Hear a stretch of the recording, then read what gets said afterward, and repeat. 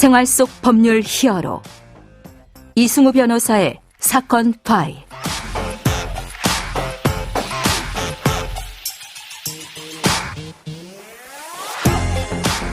안녕하세요. 이승우입니다. 각종 사건 사고에서 여러분을 구해드리겠습니다. 오늘 열어볼 사건 파일은 전자발찌 부착명령 사건입니다.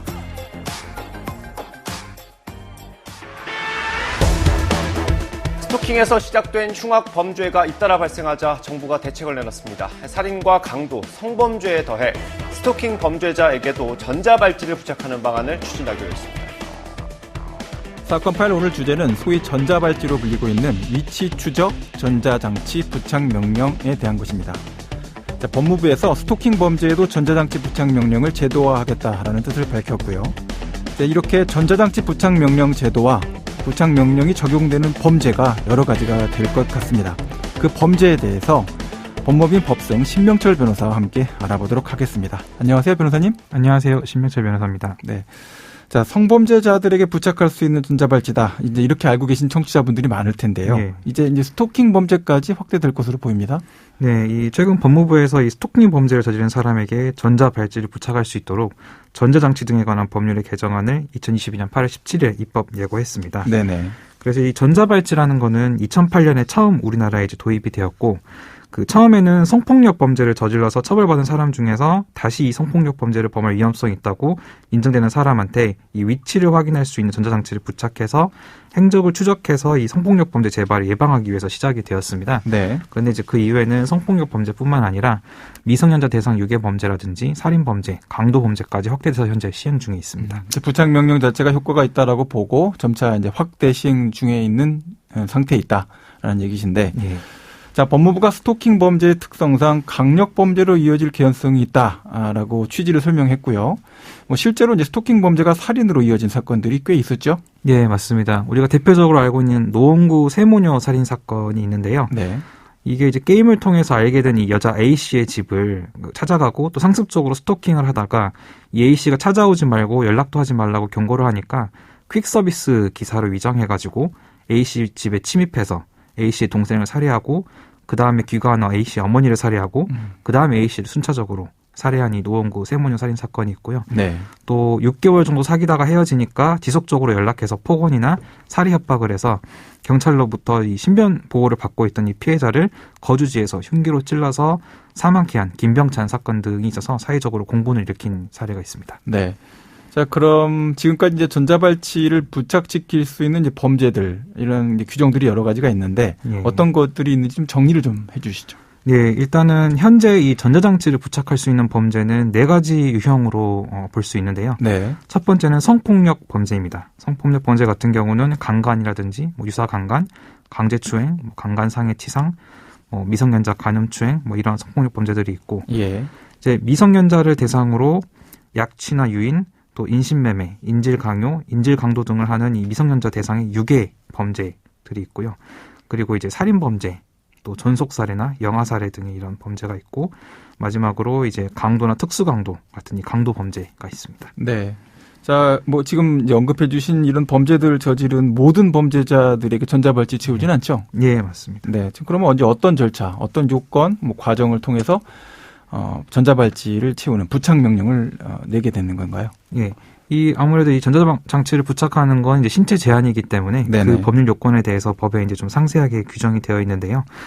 먼저 성폭력 범죄나 강도 범죄 같은 경우에는 실형을 선고받고 집행을 종료한 후에 10년 이내에 다시 성폭력 범죄를 저지른 경우이거나 또 2회 이상 성폭력 범죄를 저지른 경우, 그다음에 미성년자나 장애인 등에게 이 성폭력 범죄를 저지른 경우에 부착명령 청구를 할 수 있다라고 규정이 되어 있고요. 네네. 그리고 미성년자 대상 유괴 범죄나 살인 범죄 같은 경우는 다시 범할 그냥 위험성이 있다고 인정이 되면 청구할 수 있도록 돼 있고, 이외에 이제 징역형을 실형을 선고받고 집행 종료 후에 다시 같은 범죄를 저지른 경우에는 청구할 수 있고, 이제 법원은 이 부착명령이 청구가 이유 있다고 판단이 되면은 법에서 정해진 형에 따라서 1년에서 30년 이하의 범위에서 부착 기간을 정해서 이제 부착명령을 선고할 수 있는데요. 예, 30년까지 가능하군요. 예, 맞습니다. 네. 그런데 만약에 여러 범죄를 동시에 저질렀다. 그러면은 부착 기간 상한의 2분의 1까지 가중할 수 있기 때문에 최장 45년까지는 그렇군요. 그 명령을 내릴 수 있습니다. 네네. 그리고 이제 만약에 법원이 판단했을 때 뭐 무죄라든지 뭐 벌금형이라든지 이런 경우에는 부착명령 청구를 기각을 해야 되고 또 유죄로 집행유예 이상의 형을 선고하더라도 재범의 가능성이 낮다고 판단이 되면은 또 그때는 기각을 할 수가 있습니다. 예. 그리고 이제 법원 부착명령을 하게 되면 이제 그 범죄자는 특정 시간대 외출이나 이런 것들이 제한이 되고 시간 제한. 네, 시간 제한이 되고 그다음에 어린이 보호 구역 같은 특정 지역에 또 접근 금지 지역 제한 되고요. 제가 붙는군요. 네. 그리고 이제 이 전자발찌 부착자는 이 전자발찌를 임의로 어떤 분리하거나 손상을 해서는 안 되고 그다음에 이제 뭐 주거 이전이나 외국 여행 갈 때는 보호관찰관의 어떤 허가를 받아야 되는데 예. 이제 이것을 어기고 전자발찌를 훼손했을 경우에는 7년 이하의 징역 또는 2천만 원 이하의 벌금. 훼손 자체 행위만으로도 7년 이하의 징역이 처해질 수 있군요. 네, 맞습니다.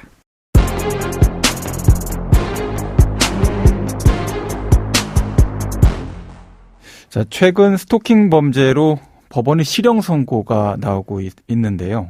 전자발찌 자체를 스토킹 범죄까지 확대하는 것, 변호사님께서는 어떻게 보고 계십니까? 네, 먼저 최근 좀 판례 경향을 좀 살펴보면요. 네. 이게 강력 범죄로 이어지지는 않았지만 스토킹 행위만으로 실형을 받는 판결이 나오고 있는 추세인데요. 예, 그렇죠. 네, 인천지방법원에 의하면은 이제 교제하다가 헤어진 연인이 연락을 차단하니까 이 계좌이체 할 때 거기에 이제 어떤 발신인 정보가 표시되지 않습니까? 예. 네, 거기 통장 표시에 10원씩 입금하면서 예. 어떤 성적인 글이나 불안감이나 공포감을 일으키는 메시지를 수십 차례 보내고 또 그 연인의 가족이 휴대전화에 전화를 걸어서 또 문자 메시지를 보내고 따라다니고 이런 이제 스토킹 행동을 해서 징역 8개월을 선고를 하였습니다. 예. 따라서 이제 이런 스토킹 범죄는 기본적으로 지속성이나 반복성이라는 속성이 있기 때문에 예. 재범의 가능성이 높고 또 강력 범죄로도 이어질 수 있기 때문에 이 전자장치 착용을 추진하는 것으로 보여집니다. 네네. 다만 이제 이 스토킹 범죄 처벌법이 작년 10월에 이제 제정돼서 시행 중에 있는데요. 예. 그 범위가 아직 좀 정립이 되지 않는다고 좀 그렇게 보는 시각이 있습니다. 법리가 아직 정리가 충분하지 못하다라고 보고 있는 견해들이 좀 있죠. 네. 예를 들어서 애정 관계로 인한 행위에만 적용되는 게 아니라 뭐 채권 추심이라든지 층간 소음 항의 이런 데도 좀 적용이 될 수 있다라는 논란이 있어서 예. 좀 이 적용 범위에 대한 논란이 또 있고 저희가 또 최근에 수행한 사건 중에는 연인이 동거하다가 헤어졌는데 보관 중인 물건을 찾아가려고 연락이나 주거지를 찾아간 행위를 가지고 또 스토킹 범죄로 고소한 사건이 있었고요. 그 사건에서도 이제 이런 사례를 밝혀서 무혐의 처분을 받은 사례도 있는 만큼 이 스토킹 범죄에 대한 처벌에 대해서도 좀 명확하게 판단을 해야 되고 또 그래서 이 전자발찌 착용도 입법 과정에서 좀 충분한 논의가 있었으면 좋겠습니다. 네. 그러면 오늘 사건에 담긴 법적 포인트를 한 줄로 정리하고 다시 돌아오도록 하겠습니다.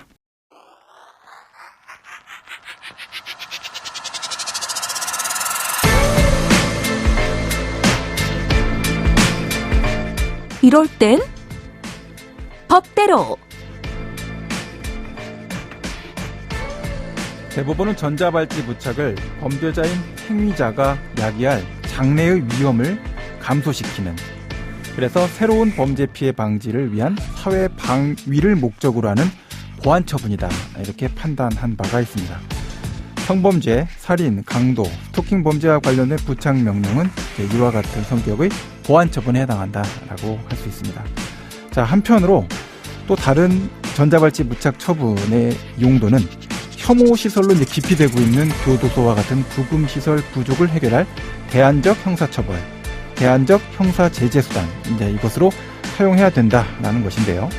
해외에서는 이제 음주, 벌금형 누적, 청소년 범죄, 구속 집행정지와 같은 사안에 사용이 되고 있습니다. 자, 우리나라에서도 최근에 보석 조건으로 도입이 돼서 사용이 되고 있는데요. 자, 이와 같은 형태의 대안적 부착 명령에 대해서는 이 중대한 인권 침해에 해당되는 사안이기 때문에 허용돼서는 안 된다라는 견해도 적지 않은 목소리를 내고 있습니다. 자, 오늘 스토킹 범죄와 전자발찌에 대한 얘기를 나눠봤는데요. 마지막으로 관련해서 법적 조언을 좀 해주신다면요. 예. 스토킹 범죄의 어떤 재범 가능성이나 이 강력 범죄로 이어질 가능성을 고려해 볼 때 이 전자발찌 부착의 필요성이 일견 인정이 된다고 보여지는데요. 다만 이제 스토킹 범죄 처벌법이 시행된 지 얼마 되지 않았고 또 그 적용 범위 적정성에 대해서 논란이 있는 만큼 입법 과정이나 시행 과정에서 공정하고 효과적인 이 부착 요건이 규정되어서 자리 잡힐 수 있도록 좀 많은 노력을 해야 될 것으로 사료됩니다. 네, 지금까지 신명철 변호사와 함께했습니다. 오늘 말씀 고맙습니다. 네, 감사합니다. 생활 속 법률 히어로 이승우 변호사였습니다. 내일도 사건에서 여러분들을 구해드릴 사건 파일 함께 열겠습니다.